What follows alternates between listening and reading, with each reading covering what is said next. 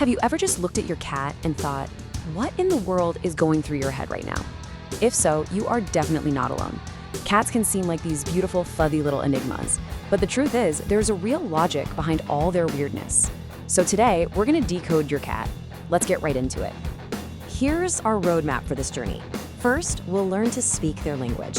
Then, we'll get in touch with the wild predator that's secretly living in your house. After that, we'll translate their very unique ways of showing affection.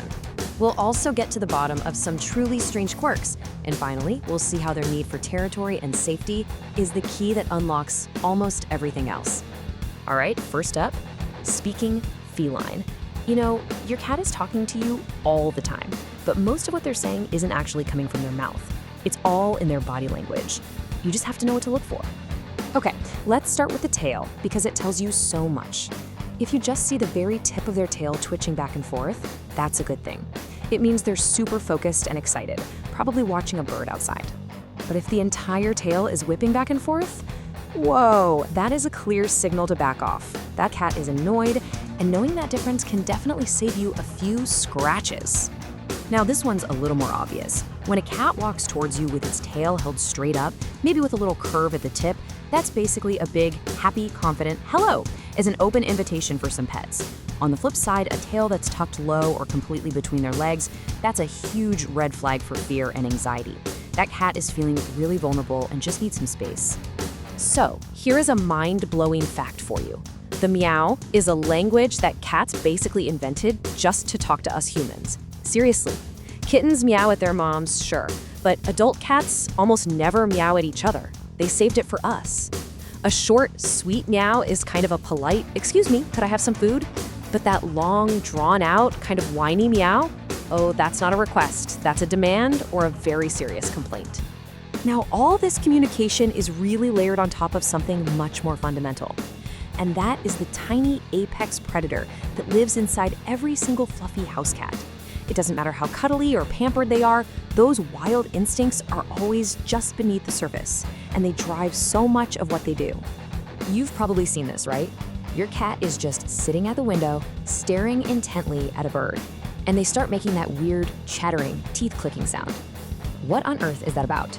Well, that sound is basically their inner conflict playing out loud. It's this incredible mix of pure predatory excitement. Seeing that bird just triggers everything in them, combined with the absolute sheer frustration of knowing there's a pane of glass in the way.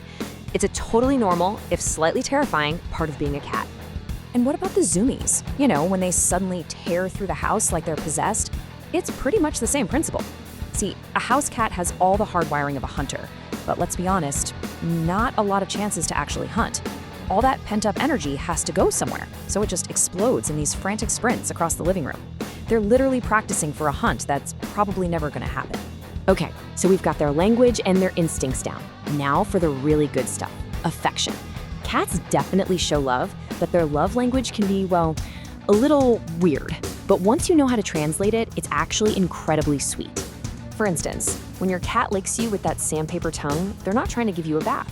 They're grooming you, which is a huge sign of bonding. It's them saying, "You're part of my family." The love bite is similar. It's a really gentle, controlled nibble that's all about affection. Now, the key here is context. If it happens when you're just chilling, it's love. If it happens after you've been petting them for 10 minutes straight, it might be their way of saying, "Okay, that's enough, I'm a little overstimulated now." Okay, this one right here is my absolute favorite. The slow blink. It's often called a cat kiss, and it is the ultimate sign of trust.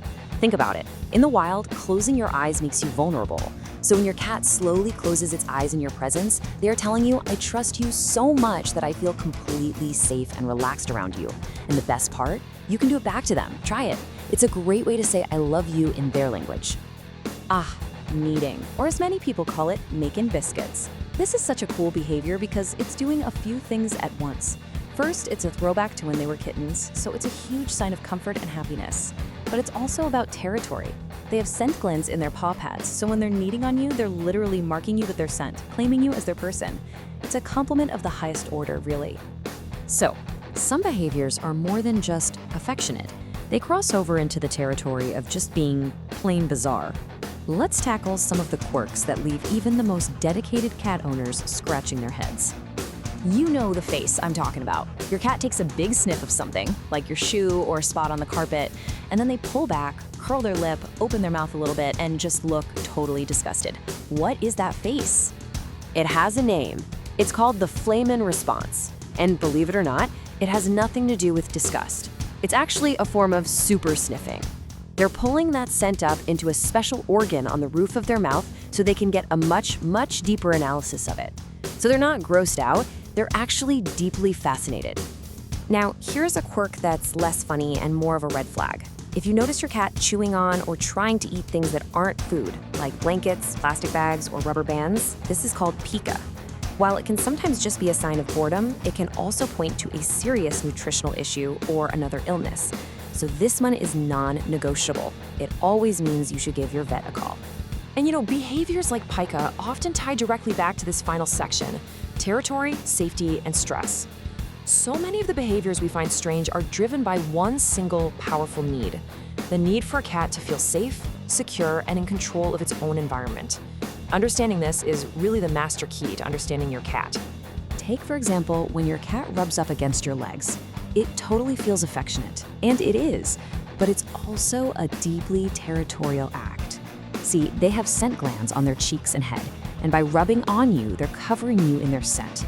They are marking you as a safe, important, and owned part of their world.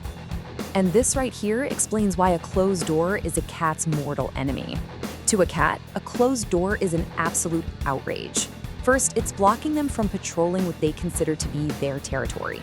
Second, their natural curiosity goes into overdrive. They have to know what's on the other side. And third, it's probably separating them from you, their favorite person.